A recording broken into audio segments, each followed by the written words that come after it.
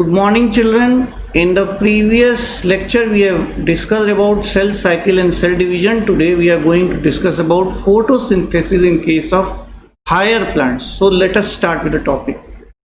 Photosynthesis is a topic which you already know. There are certain things which you already know. Now, you know that in case of photosynthesis, carbon dioxide play a major role. Apart from that, chlorophyll pigment play a major role in the presence of light and water. The carbon dioxide is fixed in form of glucose and oxygen is evolved. Now there are mainly two things which are important in photosynthesis. First is the production of oxygen, which is very important process. And the second one is production of food, and that is the reason why all the photosynthetic organisms are called as autotrophs, because they are able to synthesize their food with the help of carbon dioxide, water, utilizing the light energy, chlorophyll which is present in the plants, and they are able to fix the carbon dioxide in form of carbohydrates with the evolution of oxygen. So it is a physiochemical process which uses light.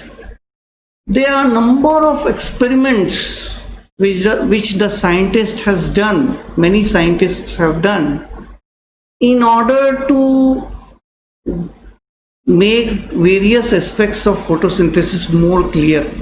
So there is a history behind photosynthesis. In this lecture, we'll be talking about them also. Now, first one was Joseph Priestley. In 1770, he performed many experiments in order to prove that it is the oxygen which is very important for sustaining life, and moreover, it is consumed by animals as such. Now there are certain diagrams as you can see on the screen. The first diagram, as you can see, the first diagram, you see a mouse is present in a bell jar. There is a candle also. Now after some time, what happens is the mice dies, and the candle extinguishes. In the third experiment, you can see there is a small plant, potted plant as such. You can see the mice living as well as the candle burning. So what is actually the whole thing? The whole thing in this experiments reflects that there is a certain type of air which is released by the plant, which is important for mice to live and the candle to remain burning. Now this gas was found to be oxygen by him later on. So now let us talk about another scientist, Jan Ingenhouse, in 1779. He tested the effect of sunlight and darkness on aquatic plant.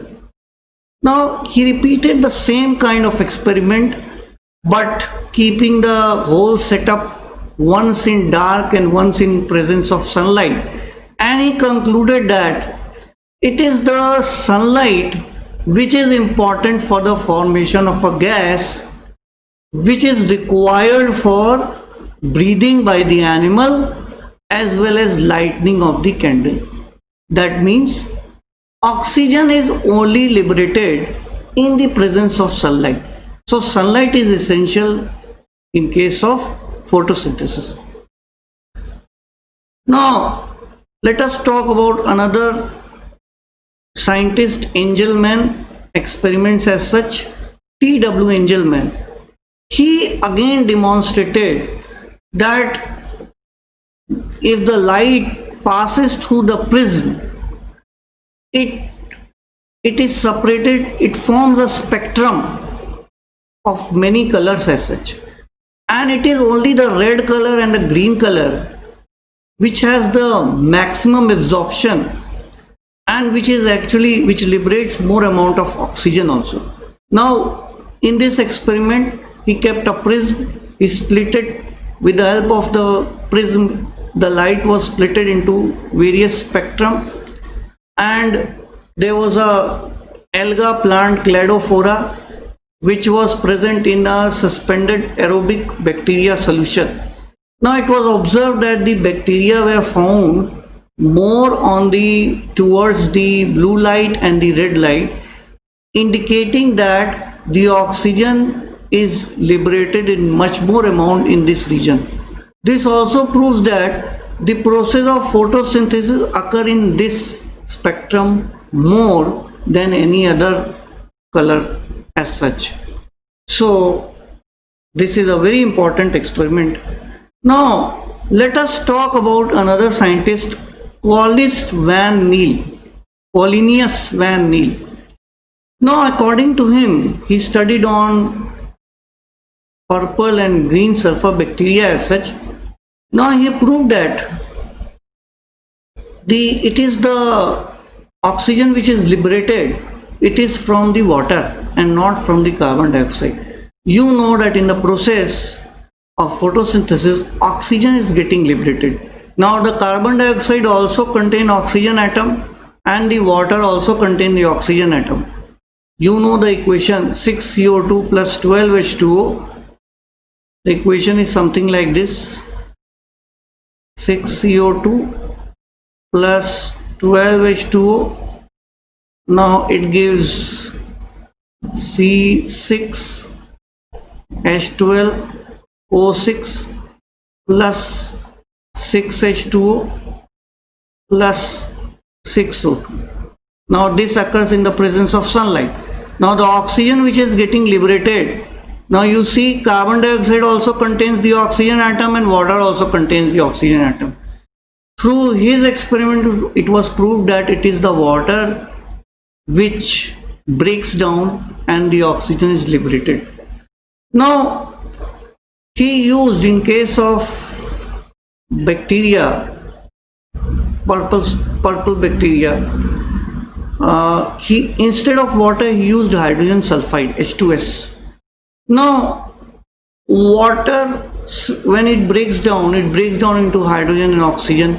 When H2S breaks down, it breaks down into hydrogen and sulfide. Now in this reaction, oxygen was not liberated. Instead of that, sulfur was liberated.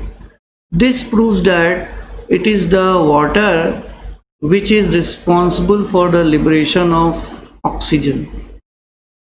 Now these are various experiments through which we come to know various aspects of photosynthesis we were able to discover.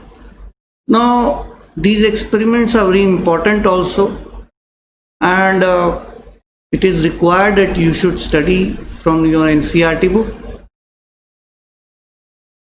Thank you and have a nice day.